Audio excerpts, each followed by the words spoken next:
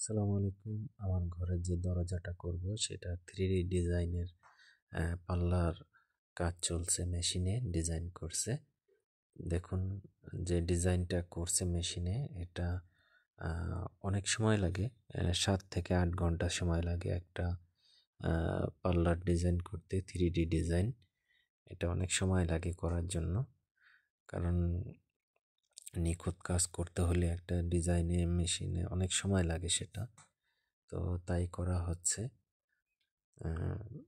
অবশ্যই সাথে থাকবেন, পুরো ভিডিওটা দেখলে বুঝতে পারবেন একটা পার্লার কাজ করতে কতটুকু সময় লাগে এবং কি কি প্রসেসিং সব কিছু এখানে দেখা যাবে। একদম আমার ঘরের রং করা পর্যন্ত আমার যে পার্লার সব কিছু দেখাবো আমার এই ভিডিওতে। অবশ্যই সঙ্গে থাকবেন, দেখুন কি সুন্দর নিখুঁতভাবে কাজ হচ্ছে, তাই না? এবং আমার এই 2টা পাল্লা করতে 7,000 টাকা লেগেছে। না টেনে পুরো ভিডিওটা দেখুন, দেখতে পারবেন। এবং ঘরের যে দরজা দুটো, এই দরজা দুটোতে রং করার জন্য কত টাকা খরচ হলো এবং আপনারা এই 2টা দরজা চৌকাঠ এবং পাল্লা সহকারে বানাতে হলে কত টাকা লাগবে আপনাদের সবই দেখতে পারবেন এই ভিডিওতে, এবং আমি বলে দিব। সঙ্গে থাকুন, অবশ্যই পুরো ভিডিওটা দেখতে হবে আপনাদের। এই যে মেশিনে কাজ করছে, এটা কম্পিউটারে সেট করা হয়েছে। ডিজাইনটা আমি নিজে পছন্দ করে দিয়েছি, এই ডিজাইনটা কাজ চলছে। কারো যদি এই ডিজাইনটা লাগে তাহলে সেক্ষেত্রে আপনারা জানাতে পারেন, এই ডিজাইন নিয়ে আপনিও কাজ করাতে পারবেন। আমার ঘরের যেই গেট আছে, এসএসের যে গেট, এসএসের গেটের সঙ্গে মিল রেখে আমি এই ডিজাইনটা করেছি।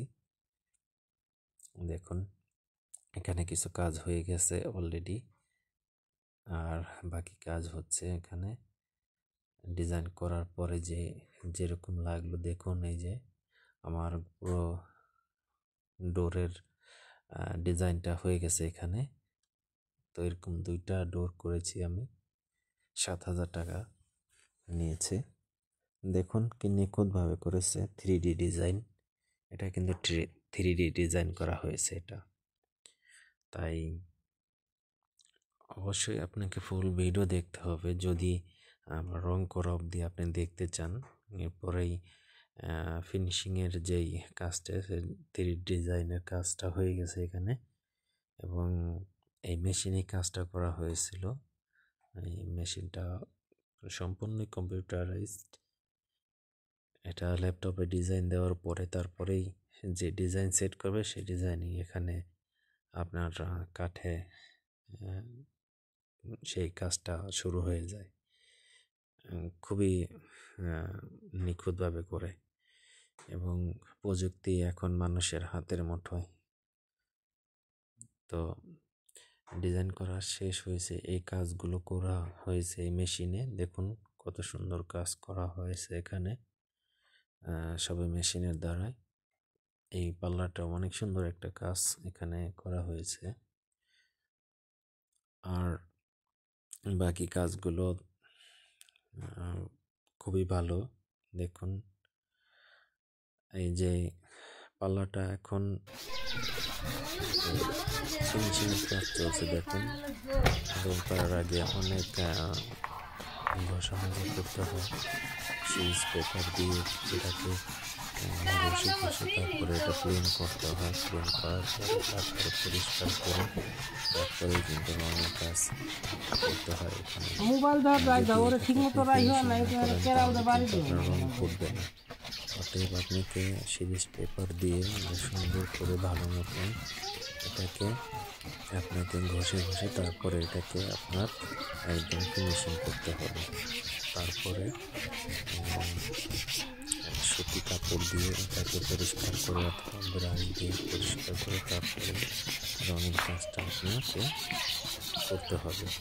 তাহলে দেখবেন এর কাজটা আপনার সুন্দর দেখাবে এবং কাঠের যেই কালারগুলো সেগুলো ফুটে উঠবে আপনার এই ঘরের দরজার এই যে রং করা শুরু হয়ে গেছে, দেখুন কত সুন্দর কালার ফুটে উঠতেছে। দেখুন আপনারা এই কালারটা অনেক খরচ হয়, যেটা চার্জ 2700 টাকা কেজি।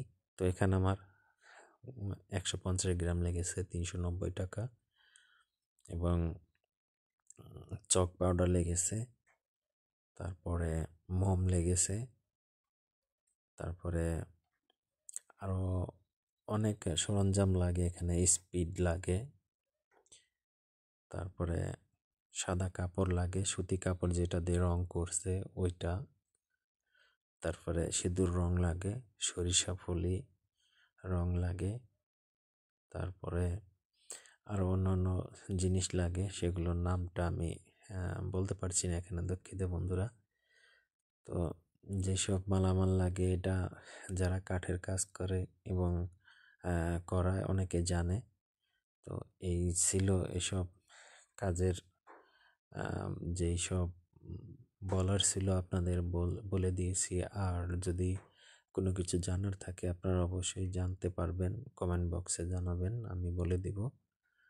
আর আমার এই ঘরের যে পাল্লার কাজটা করেছি আমি 3D ডিজাইনে, আপনাদের কেমন লেগেছে অবশ্যই জানাবেন।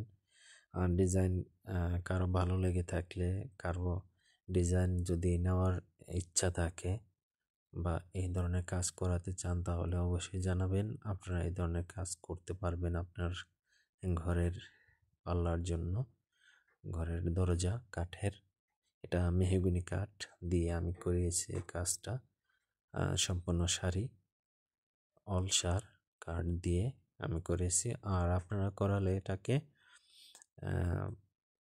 একটু পুরনো বানাবেন কাঠ দিয়ে। দেখুন রং করার পরে কত সুন্দর হয়েছে দেখুন। এটা কিন্তু ফাইনাল রং না, আমি কোনো রকম একটা আস্তর দিয়েছি। আপনি যতবার আস্তর দিয়ে আরও 3-4 বার আস্তর করানোর পরে তারপরে ফাইনাল রং হবে। এটা টেম্পোরারি, আপাতত এই এতটুকুই থাকবে, কারণ এর থেকে আরও গর্জিয়াস হবে, আরও সুন্দর হবে যদি আপনি আরও কাজ করান এর মধ্যে। তবে আমি এই পর্যন্তই করাবো আপাতত, যেহেতু আমার ঘরে প্লাস্টার হয়নি, এর কারণে আমি এভাবেই রাখবো এখন। পরবর্তীতে আমি এটাকে আবার কাজ করাবো। তো আমি এই অবধি করেছি কম খরচে। আমার এই দুইটা পাল্লাতে আমার খরচ হয়েছে 1000 টাকা। শুধু রঙের টাকাটা, আমি মিস্ত্রির টাকা এখনো বলিনি, আর রঙের টাকা শুধু 1000 টাকা গিয়েছে আমার। রঙের যেই সরঞ্জাম লাগে মালামাল, আমি এগুলি 1000 টাকা দিয়ে কিনেছি। তো সবাই ভালো থাকবেন, আমার চ্যানেলটাকে সাবস্ক্রাইব করবেন। এতক্ষণ সঙ্গে থাকার জন্য ধন্যবাদ। বাই বাই, ভালো থাকবেন, আল্লাহ হাফেজ।